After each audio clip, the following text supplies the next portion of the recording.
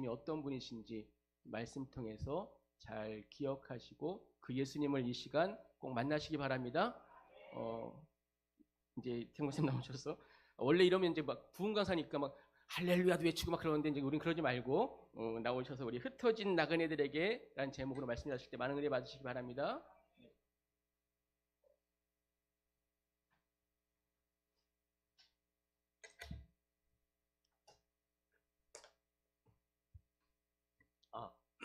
잘 들리시나요? 잘 들리세요? 네.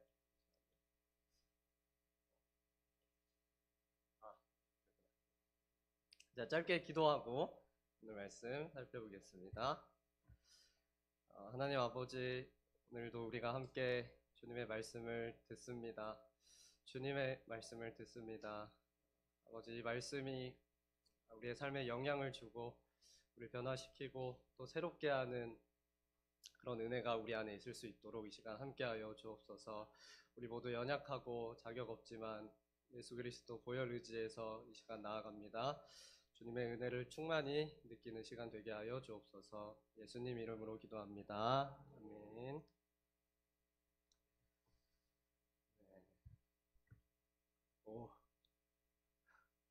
여기서 보니까 되게 신기하네요. 오늘 하나님께서 우리에게 허락하신 말씀 우리 한 번만 더 같이 읽어볼까요? 혹시 네, 우리 한 번만 같이 1절부터 읽겠습니다. 시작.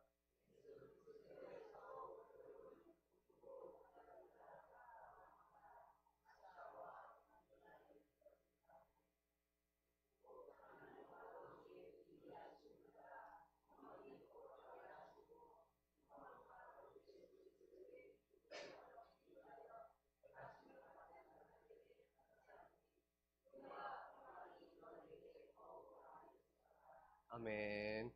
여러분 오늘 이 말씀은 베드로가 순교하기 직전에 로마 지역에 머무르면서 그 땅에 있는 그리스도인들에게 그 땅에 있는 형제 자매들에게 쓴 편지가 바로 우리가 읽은 베드로전서 말씀입니다. 오늘 말씀을 크게 세 가지로 나눠서 우리가 살펴보려고 하는데 첫 번째는 세상 속의 나그네라는 주제, 두 번째는 택함받은 나그네라는 주제, 마지막 세 번째는 나그네의 집이라는 이 세 가지 주제로 나눠서 오늘 말씀을 살펴보고자 합니다. 그러면 우리 첫 번째 한번 따라 해주시면 감사하겠습니다. 세상 속의 나그네. 한 번 더 세상 속의 나그네. 여러분 특히 오늘 우리가 함께 읽었던 이 말씀은 베드로전서의 첫 시작 부분이에요. 이 부분은 베드로전서를 처음 읽었을 사람들, 그러니까 이 베드로전서를 처음 읽었을 사람들이 어떤 상황에 처해 있는지를 우리에게 조금 가르쳐줘요. 그럼 앞에 지도를 보시면 여기가 이 수신자들이 있었던 본도, 갈라디아, 갑바도기아, 아시아와 비두니아라는 지역들입니다. 지금의 터키 그쪽 지역인데요. 여러분 당시 이 지역은 로마의 이제 식민화, 그러니까 로마 제국이라는 큰 나라가 이 땅들을 다 먹은 거예요. 그래서 로마가 지배하던 곳이었고 로마화된 곳이었어요, 이미.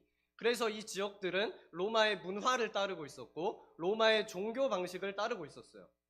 특별히 그 당시 로마 사람들은 모든 것에 신이 있다고 믿었습니다. 뭐 전쟁의 신, 장사의 신, 이렇게 각 영역마다 신들이 있다고 믿었고, 그래서 그 신들의 비위를 거스르거나 그 신들의 마음을 조금 불편하게 하면 우리나라에 재앙이 온다, 우리의 삶에 재앙이 온다라고 생각하고 있었어요. 그래서 그 사람들은 신들을 거스르지 않으려고 부단히 애썼고, 그래서 그 신을 예배하기 위해서 신전도 세우고 거기서 제사도 지내고 그렇게 살아오던 사람들이었어요. 특별히 이 로마 제국은 로마 황제라는 하나의 구심점을 가지고 모두가 하나됨, 공동체성, 일치됨을 추구하고 유지하려고 애썼던 곳이 바로 로마라는 지역이었어요. 여러분 그래서 그 당시에 소규모 모임들이 되게 많았는데, 지금도 우리가 친구들끼리 뭐 아는 사람들끼리 만나죠. 이 로마 시대에는 소규모의 모임이 많았는데 그 모임 때마다 식사를 하면서 우상 숭배의 순서가 항상 들어가 있었고 우상의 재물을 서로 나눈다든지 그런 일들이 있었어요.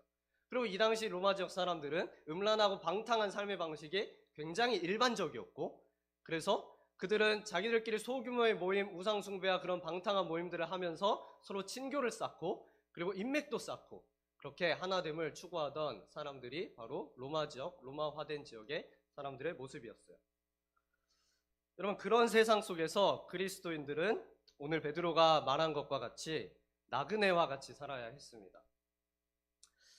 원래 그들과 똑같이 살던 사람들이었어요. 똑같이 우상숭배하고 똑같이 이방인의 문화를 따라가고 세상이 뭐라고 하는지 거기에 신경 쓰면서 따라가고, 그런데 어느 날 그들에게 예수 그리스도의 복음이 전해졌고 그들에게 예수가 참된 신이고 예수가 나의 구원자이라는 게 믿어져 버린 거예요.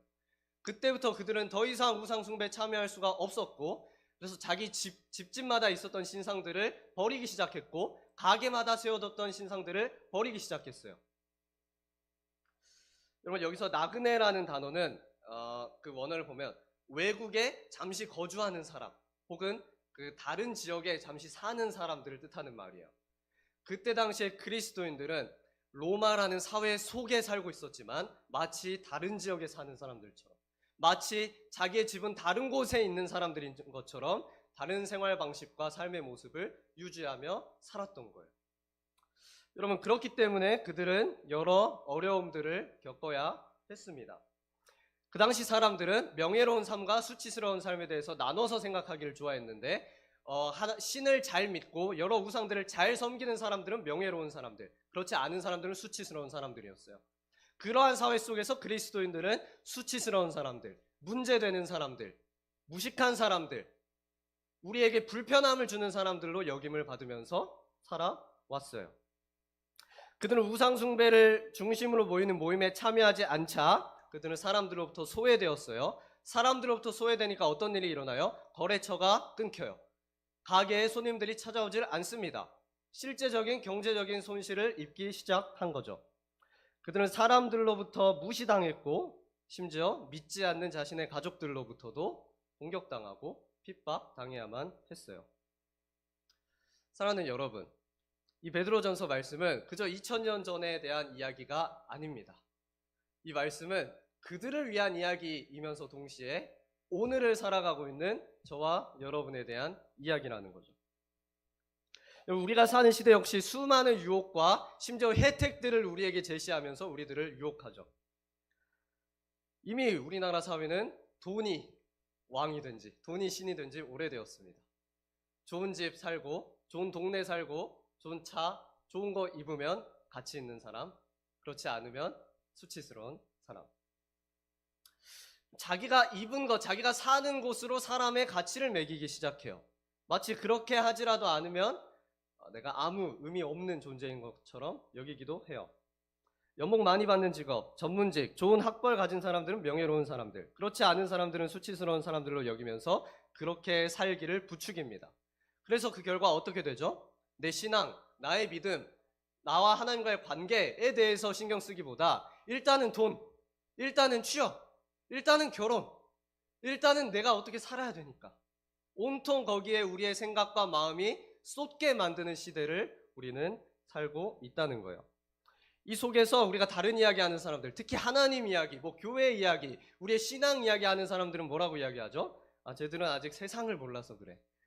그러다가 삶이 뒤처지지 라며 무시하기도 합니다.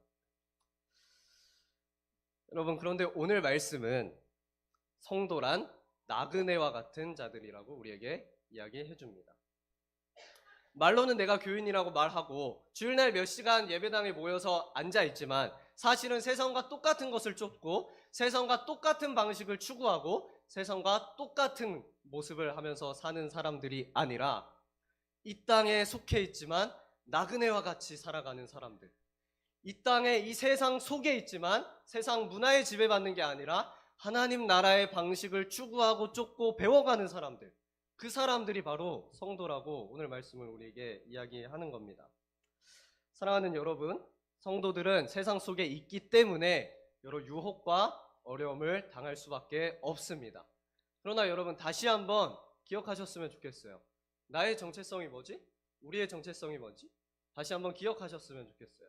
우리는 세상 속에 있지만 하나님 나라의 나그네라는 것을 잊지 않으셨으면 좋겠습니다. 첫 번째, 우리가 살펴본 내용이 세상 속의 나그네라는 내용이었어요. 우리 그다음 두 번째 택함 받은 나그네라는 주제로 살피려고 합니다. 한번 따라 해주시면 감사하겠습니다. 택함 받은 나그네. 한 번 더 택함 받은 나그네. 여러분 저는 지난 거의 한 10여 년 동안의 저의 삶을 돌아볼 때 와 진짜 나그네처럼 살았던 것 같아요.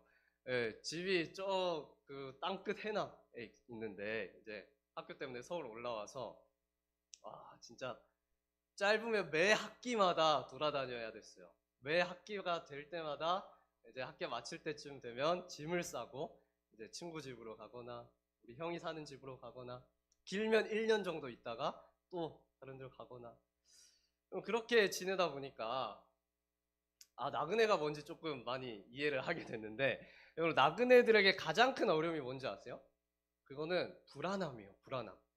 항상 불안해요. 내 거처가 없으니까 내 뿌리 박은 곳이 없으니까 항상 어떤 일종의 불안감을 가지고 있어요. 그리고 때때로 자기 자신에 대해서 되게 쪼그라들어요. 난 왜 이렇게 부족하지? 왜 내가 있을 만한 곳이 없지? 막 그런 불안함. 여러분 그런데 오늘 성경은 우리에게 너희가 단순히 나그네라고만 이야기하지 않아요. 그럼 우리 한번 1절 말씀 다시 한번 읽어볼까요? 1절 말씀. 감사합니다. 1절 말씀 같이 읽어보겠습니다. 시작.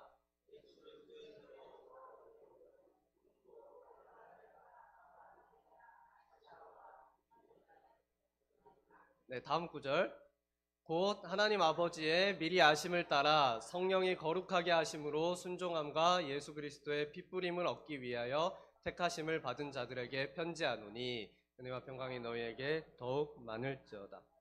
그럼 오늘 성경은 우리에게 너희는 나그네는 나그네인데 어떤 나그네냐면 너희는 택하심을 받은 나그네라고 이야기해요.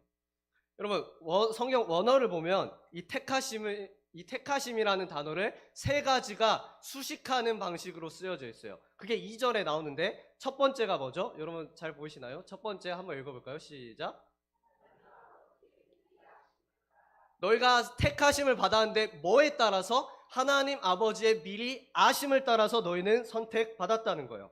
이게 무슨 의미죠? 너희가 하나님의 자녀, 하나님의 백성이 된 것은 하나님의 뜻에 따라 됐다는 걸 이야기해주고 있는 겁니다.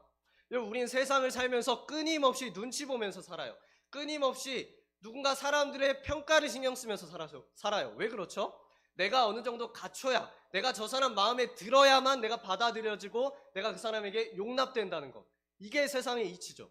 그래서 내가 그 회사에 들어가기 위해 내 스펙을 쌓아야 되고 그 대학 들어가기 위해 내가 어느 정도 등급 받아야 되고 내가 그 사람들이랑 어울리기 위해 내가 어느 정도 있어 보이는 사람처럼 돼야 되고. 근데 여러분 오늘 이 말씀이 우리에게 이야기해 주는 건 하나님의 방식은 그렇지 않다는 거예요.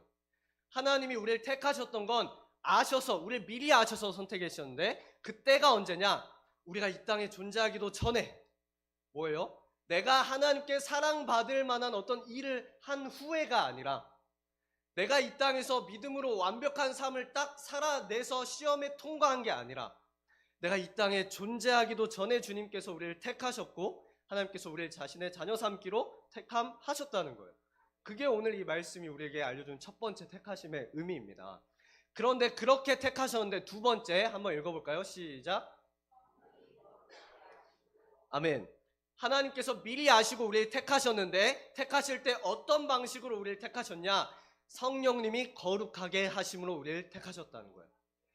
여러분 여기서 이 거룩하게 하심은 우리가 거룩한 삶을 살게 도와주신다라는 의미가 아니에요. 물론 성경에서 성령님이 그렇게 하신다고 이야기하지만 여기 본문에서 말하는 건 처음 우리가 회심할 때를 이야기합니다. 회심할 때.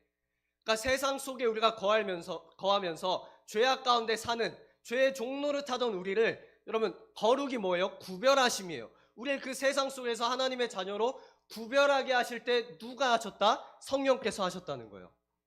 사랑하는 여러분, 우리가 진리를 잘 이해하거나 우리가 무언가 설득되었거나 그렇게 해서 우리 안에 믿음이 생긴 게 아니라 성령께서 하나님의 말씀이 선포될 때 예수 그리스도의 복음이 선포될 때 그 전까지는 그냥 늘 듣던 이야기처럼 느껴졌어. 그 전까지는 그냥 그러려니 하면서 살았어. 예배 시간에 피곤하고 졸기도 하고. 그런데 어느 날 주님께서 성령께서 우리 마음을 갑자기 만지셔서 하나님의 말씀이 나에 대한 이야기로 들려지게 하시고 그 말씀에 내가 관심을 갖게 하시고 예수 그리스도의 사랑이 느껴지게 하셨다는 거예요. 여러분, 성령께서 거룩하게 하시는 역사는 오늘도 일어남을 저는 정말 믿습니다. 오늘 아침에 일어나서 여기서 설교를 한다고 하니까 좀 빨리 깼어요. 긴장을 했나? 조금 빨리 깼어요. 그래서 깨서 뭐 하겠어요? 그냥 잠깐 기도했어요. 기도하면서 주님께 그렇게 기도했어요. 하나님, 지금도 성령께서 거룩하게 하시는 역사가 있다는 걸 정말 나는 믿습니다. 주님, 오늘도 주님이 택하신, 주님이 정하신 때라면, 그리고 주님이 정하신 사람들에게 이 말씀이 심겨지게 해주시고 이 말씀이 우리 마음에 와닿을 수 있게 해주시고, 아직 예수님을 잘 모르는 사람들은 주님께 관심이 가게 해주시고, 혹시나 넘어지고 쓰러져 있는 자들은 주님이 말씀 통해 다시 일으켜 주십시오. 그렇게 기도했어요. 사랑하는 여러분, 만약 우리의 신앙이 나의 힘과 우리의 어떠함에 달려있다면 우리는 아무것도 못할 겁니다. 조금 힘내다가 다시 넘어지겠죠. 그런데 오늘도 우리가 소망을 품을 수 있는 이유는 뭔지 아세요? 성령께서 하신다는 거예요. 하나님이 하신다는 거예요. 그래서 세 번째, 우리 한번 읽어볼까요? 시작. 여기까지만 읽겠습니다. 하나님이 미리 우리를 아시고 택하셔서 성령으로 우리를 어느 날 믿게 하시고 거룩한 하나님의 백성 되게 하셨대요. 그런데 뭘 위해서 택하셨냐? 첫 번째, 순종을 위해서 택하셨대요. 여러분, 우린 순종이란 말을 들으면 본능적으로 거부감부터 들어요. 그렇죠? 우리 어른들은 안 그럴 수도 있는데 특히 저와 같은 MZ들은 왜 웃으시죠? 거부감이 막 듭니다. 순종해야 된다고? 내가 누구를 따라가야 된다고? 막 반발심이 먼저 생기죠. 근데 여러분, 기억해야 돼요. 순종, 우리가 하나님께 순종한다라고 생각할 때 그게 당장은 내 삶을 올가매는 것 같고 나를 억압하는 것처럼 느껴지는데, 여러분 그거 아세요? 하나님께 순종하지 않은 사람들은 자유를 막 만끽하면서 살고 있는 게 아니라 사실은 이미 무언가에 순종하고 있고 이미 무언가에 억압되고 있고 이미 무언가에 올가매어져서 살고 있다는 거예요. 우리가 보는 거, 우리가 듣는 거, SNS 통해서 사람들과의 대화를 통해서 우린 끊임없이 세상의 가치관들의 영향을 받고 그것들에 순종하고 그것들에 얽매여서 살아가고 있어요. 최근에 제가 제 친구를 만나는데 여자인 친구였어요. 근데 그 친구는 결혼을 최근에 했습니다. 그리고 애를 최근에 낳았어요. 근데 그 친구가 집에 돈이 많아요. 꽤 많아요. 꽤나 많아요. 그냥 많은 게 아니라 정말 많아요. 그래서 그 서울에 당장 그 남편이 서울 사람이어서 서울에 집을 바로 구하고 이렇게 살기 시작했어요. 이제 애를 낳았는데 강남 쪽에 있는 산후조리원을 갔대요. 가서 이제 애를 두고 엄마들이랑 이런저런 대화를 나누는데 거기에 끼게 된 거예요. 근데 이 강남 엄마들이 애가 이제 태어났는데 이 애의 평생의 플랜에 대해서 이야기를 하고 있는 거예요. 어디 학교를 보내야 되고, 그러려면 유치원 때부터 뭘 해야 되고, 어디 영어 유치원을 가야 되고, 그러려면 아기 때부터 교구들 비싼 거 사줘야 되고, 막 그렇게 이야기를 하더라는 거예요. 그래서 그 친구가 처음엔 별 생각 없는데 그 이야기를 막 듣다 보니까 막 마음이 불안해지더래요. 나도 그렇게 해야 되나 자꾸 생각이 들더래요. 여러분, 뭐예요? 우리는 내가 의도하든 의도하지 않든 이미 무언가에 얽매여서 살고 있어요. 이미 세상이 나에게 이야기하는 어떤 가치관, 어떤 삶의 방식, 어떤 좋은 삶에 대한 그림, 그거에 대해 순종하고 그걸 위해서 우리는 이미 그것에 매여서 평생 살아가는 존재들이라는 거예요. 근데 여러분, 그렇게 살아가면 정말 행복합니까? 아니요. 오히려 지칩니다. 오히려 괴롭습니다. 항상 행복은 저 앞에 있는 것 같아요. 아른아른 거리는 것 같아요. 금방 내가 손 뻗으면 닿을 수 있을 것만 같은데 언제나 그 행복은 우리에게 주어지지 않아요. 여러분, 그러나 하나님께서는 그래서 세상의 말과 도무지 어떻게 살아야 할지 모르는 우리, 세상 속에 지치고 괴로워하고 있는 우리에게 진짜 자유에 이르는 길을 가르쳐 주시는 거예요. 너희가 진짜 살아야 하는 삶의 모습, 진짜 행복, 가진 걸로, 배운 걸로, 아는 걸로, 뭘로도 바꿀 수 없는, 대체할 수 없는 참된 행복, 그건 내 안에 있다는 걸 주님은 가르쳐 주시는 거예요. 그리고 그렇게 살아가는 방식에 대해서 우리에게 가르쳐 주시고 그 방식을 따라 살라는 거예요. 순종하라는 말은 너희가 이제 자유해지라는 말이에요, 여러분. 사랑하는 여러분, 저도 이 진리를 점점 믿으며 제 안에 점점 그 자유함이 커져감을 정말 맛보고 있습니다. 여러분한테 많이 찡찡거렸잖아요. 특히 금요일에 오신 분들. 맨날 뭐 힘들다. 뭐 맨날 미래가 걱정된다. 막 그런 고민들. 저에게 진짜 있었어요. 그런데 하나님 나라에 대해서 점점 믿고 확신하고 그걸 머리로 아는 게 아니라 그걸 진짜라고 내 것이라고 소유하게 되는 순간 정말 돈으로부터 자유해져요. 정말 사람들의 평가, 명예욕으로부터 자유해져요. 정말 어떤 미래에 대한 불안감으로부터 자유함을 느껴요. 사랑하는 여러분, 주님께서 우리를 택하셨어요. 무엇을 위해서요? 순종함을 위해서. 진짜 참된 자유에 이르는 그 순종을 위해서. 그러면서 마지막으로 우리 순종함과 그 다음 이어지는 예수 그리스도부터 한 번만 읽겠습니다. 시작. 한 번만 더 읽겠습니다. 시작. 아멘. 여러분, 그러면서 마지막으로 우리를 뭘 위해서 택하셨다? 예수 그리스도의 핏부림을 얻기 위하여 택하셨대요. 여러분, 이 말씀은 옛날 그 모세 당시를 우리에게 떠올리게 하는 이야기예요. 잠깐 타임머신을 타고 우리 출애굽기로 시험 가는 겁니다. 가면 이제 시내산에 이스라엘 백성들과 모세가 서 있어요. 이제 하나님과 이스라엘 백성들이 우리는 이제 하나다. 너희는 내 백성이고 나는 너희 하나님이다. 우리 약속 맺자라고 약속을 맺으시죠. 그때 이스라엘 백성들이 순종하겠다고 고백하고 그러자 모세가 이상한 행동을 하는데 피를 제단에 뿌리고 그 다음 누구에게 뿌려요? 백성들에게 뿌리기 시작해요. 여러분 그런 언약, 성경적 용어로 언약, 약속이라고 하는데 그 약속을 통해서 이스라엘 백성들은 하나님께 충성하고 하나님은 이스라엘 백성들을 책임지고 이 관계가 체결이 된 거예요. 근데 여러분 구약 성경 조금이라도 읽어본 분들 아시겠지만 이스라엘 백성들이 정말 그렇게 살았습니까? 정말 하나님의 백성다운 모습으로 완벽했습니까? 아니죠. 그들은 그 계약 체결하자마자 내려와서 뭐 했어요? 금송아지 숭배했어요. 바로 우상 숭배에 빠져요. 마치 우리의 모습 아니에요? 예배 시간에 모여서 하나님을 사랑한다, 예배한다 하지만 바로 나가자마자 세상에 빠져버리는. 여러분 그런데 예수님께서 그러고 약 몇천 년 후에 이 땅에 오시죠.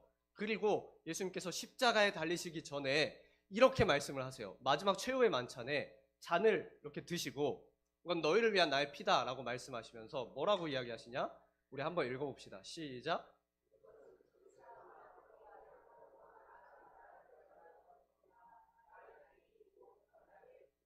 아멘.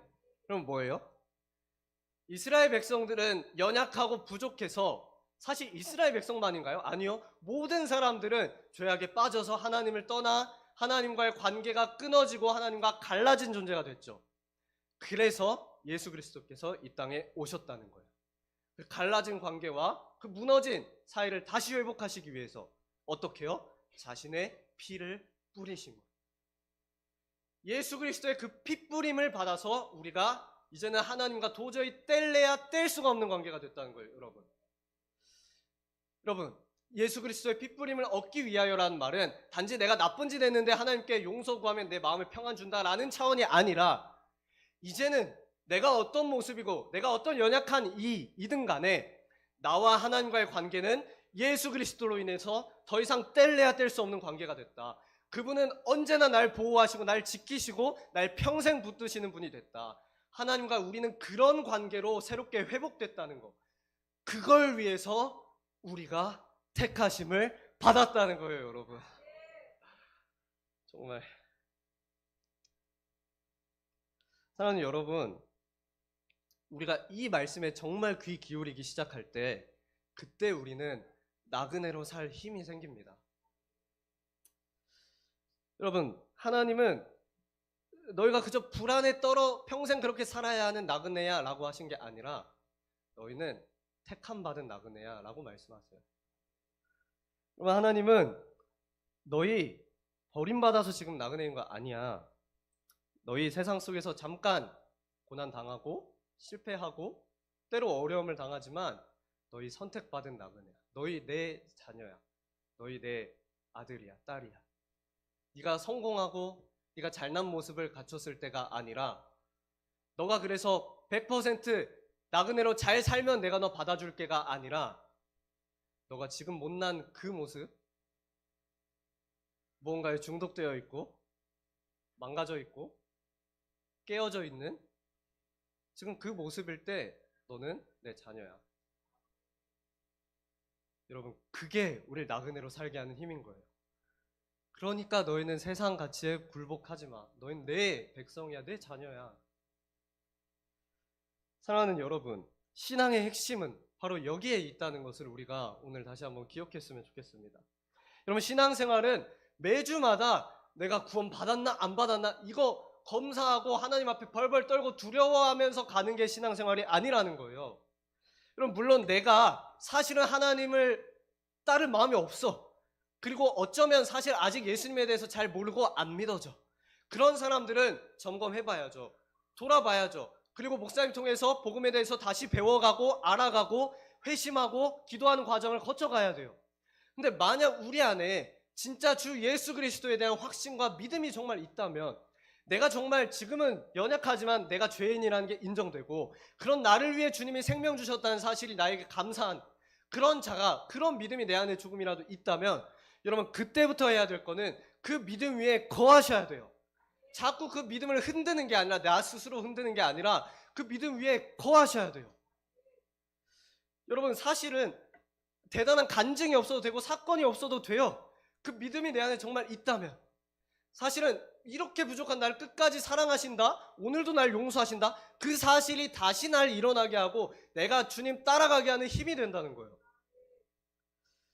여러분 때로 내가 방황하고 주저앉고 때로 도망갔고 주님을 언제는 배신했다 할지라도 그런 나를 오늘까지 기다려주셨고 오늘 그래서 우리를 다시 이 자리에 앉히셔서 주님 앞에 서게 하는 것, 이 은혜가 우리를 다시 나그네에 정체했어.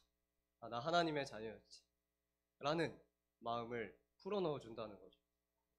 저는 여러분 오늘 다시 우리를 일으키시는 그 주님의 사랑으로 인해서 감격하시고 그래서 그 사랑에 대한 감격, 그 은혜를 견고하게 하시는 은혜가 우리 모두에게 있었으면 좋겠습니다. 우리 마지막으로 세 번째 살피고 마치려고 합니다. 첫 번째 뭐였는지 기억나세요? 선택받은 나그네. 두 번째 뭐였죠? 택함 받은 나그네였어요. 마지막 세 번째 우리 한번 읽어보겠습니다. 시작. 한 번만 더 읽겠습니다. 시작. 네, 여러분 앞서 살폈듯이 나그네들은 언제나 불안하고 또 외로워요. 그래서 언제나 집을 갈망합니다. 집, 내가 살 집. 그래서 베드로전서 2장을 보면 집이라는 주제에 대해서 등장하는데 우리 한번 읽어볼까요? 시작.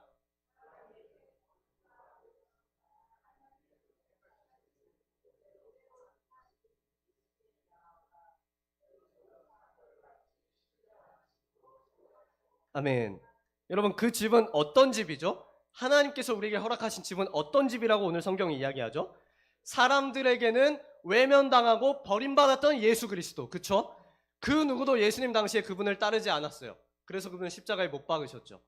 그렇게 외면당하고 그렇게 버림받은 예수 그리스도, 그러나 그분이 참된 왕이고 참된 주이심을 부활하심으로 나타내셨죠. 이제 그 예수 그리스도께 연결된 사람들, 그 예수 그리스도를 나의 왕, 나의 주로 고백하고 그분을 따르기 시작하고 그분을 따라 살아가기 시작한 사람들의 모임이 바로 신령한 집이라는 거예요. 사랑하는 여러분, 예수와 연결된 사람들의 모임이 바로 우리가 거할 집이라는 겁니다. 여러분 작년 성탄절에 여러분은 뭐 하셨습니까? 기억나세요? 작년 성탄절에? 저는 뭐 여자친구도 없고 가족도 없고 그래서 뭘 해야 될까 고민하다가 한 형제가 떠올랐어요. 어떤 형제냐면 제가 작년에 매주 토요일마다 이주민 센터에서 기도회를 인도했는데 거기에 매주 거의 참석하던 이란 출신의 형제가 한 명 있었어요. 이란에서 온 지 한 20여 년 돼가지고 한국말도 잘해요. 근데 여러분 그거 아세요? 그 성탄절 같이 이렇게 좋은 날에는 누군가 내가 만날 사람이 있거나 모임할 사람이 있는 사람들한테 가장 행복한 날, 기쁜 날, 그쵸? 근데 저같이 만날 사람도 없고 외로운 사람들한테는 그 외로움이 극대화되는 날. 그럼 그게 사실은 어떤 절기, 명절의 딜레마죠. 뭔가 그 형제도 외로울 것 같았어요. 그래서 그 형제에게 연락하고 우리가 만나자 했어요. 그래서 성탄절날 밤에 건대 입구 여기서 만났습니다. 근데 그 형제가 저를 어떤 식당으로 데려갑니다. 예, 들어갔는데 고기를 파는 무한리필 집이었어요. 무한리필집. 근데 그 형제가 이 방송을 보지 않을 테니까 예, 갔는데 한국인들은 아무도 없고 외국인들만 있어요. 근데 고기를 보니까 한국인들이 왜 없는지 알겠어요. 고기가 다 색깔이 가 있어. 조금 약간 진짜 안 먹고 싶게 생겼어. 상추, 야채, 쌈무 이런 게 다 무슨 말라 비틀어가지고 저는 무슨 말랭이인 줄 알았어요. 쌈무가.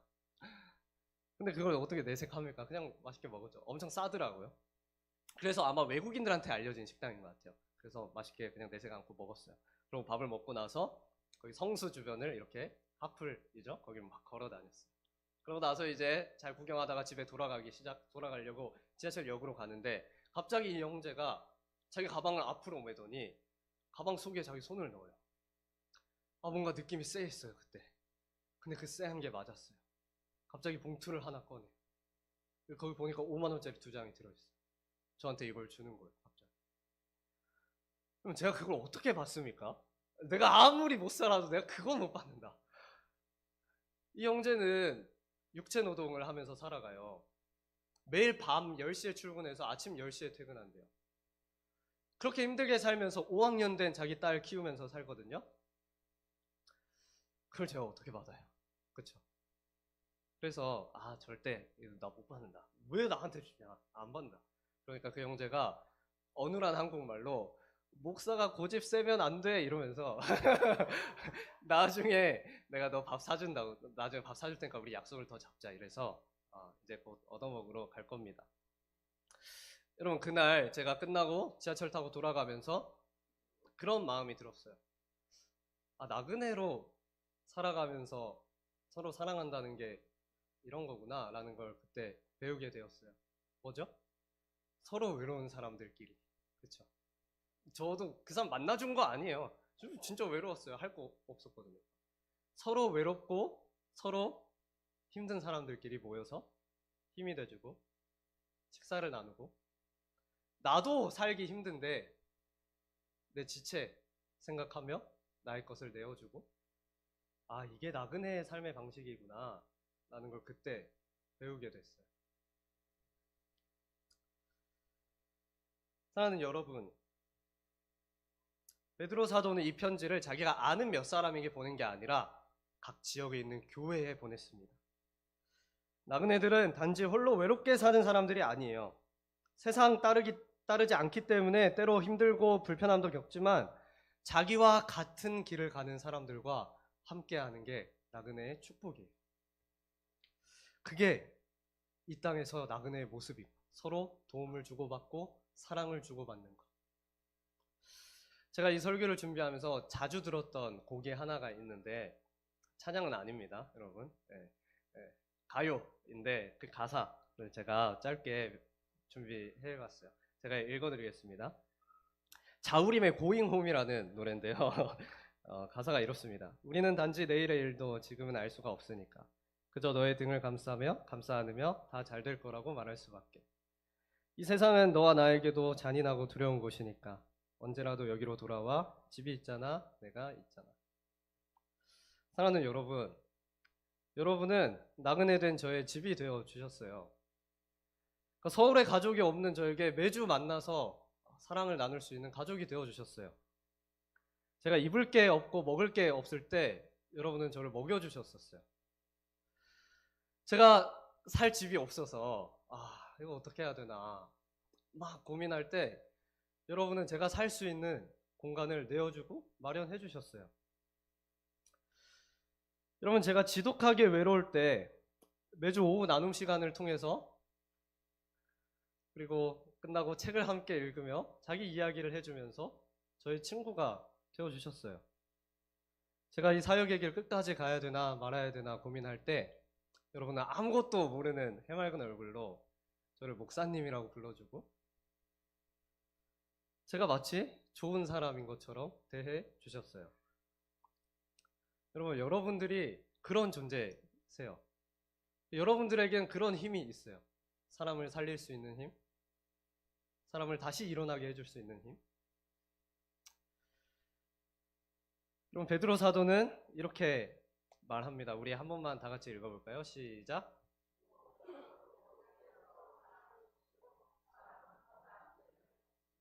아멘.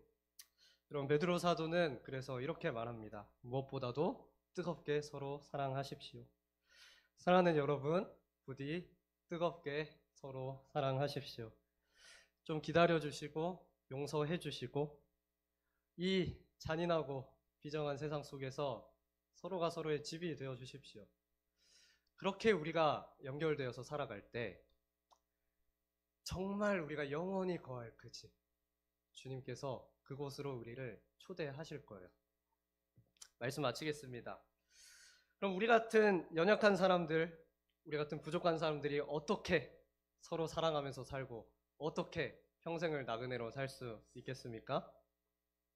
아마 베드로에게 이렇게 물어보면 베드로가 이렇게 대답할 것 같아요.